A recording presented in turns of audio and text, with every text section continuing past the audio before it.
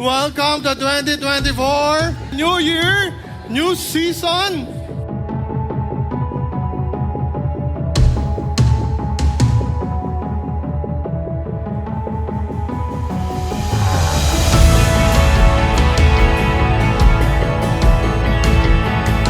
Sa Isaiah 43 verse 18 to 19, sabi dito, do not remember the former things, nor consider the things of old. Behold, I will do a new thing. Now it shall spring up. Shall you not know it?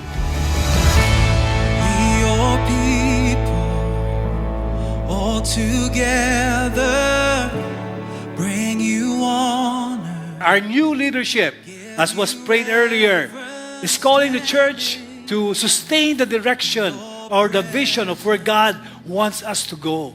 Our focus should be on the journey ahead, leading to the fulfillment of the vision of our purpose. Chosen people, sons and daughters, standing as one in your presence. This is your church. Attaining the vision would not be easy. There will be opposition, definitely. And definitely there are some challenges, but let us not lose our confidence. For God is the vision provider. He is the vision caster. He will sustain us to continue and finish the journey.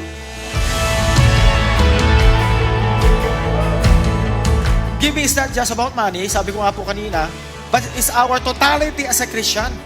Paano mo binibigay yung time mo, yung talents mo, yung treasure mo, yung effort mo, yung commitment mo, yung love mo, yung forgiveness mo, the whole character that is within you, it means ito yung tinatawag na generosity na tinatawag.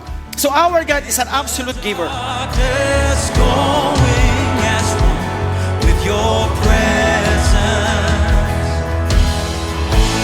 Let the gospel alive within us.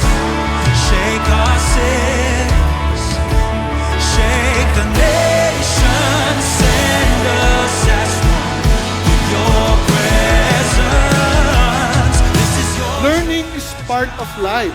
It's a progression of our life. When you stop learning, you stop growing. Learning is a progression of knowledge, understanding, and faith. Hindi lang tayo natatapos po sa knowledge and understanding. The goal of learning is to have stronger faith. Kasi pag mas matindi at mas malakas ang pananampalataya, mas gaganda ang buhay ko natin. At magagawa natin ang kalooban ng Diyos sa buhay ko natin.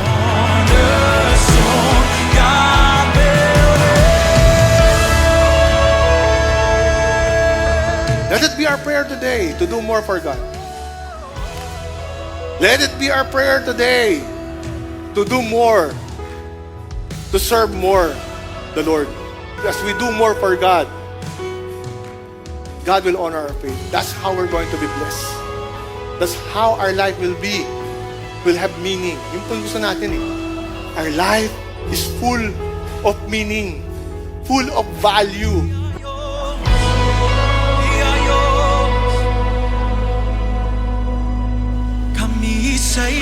All of us face the temptation to walk according to sight and not by faith.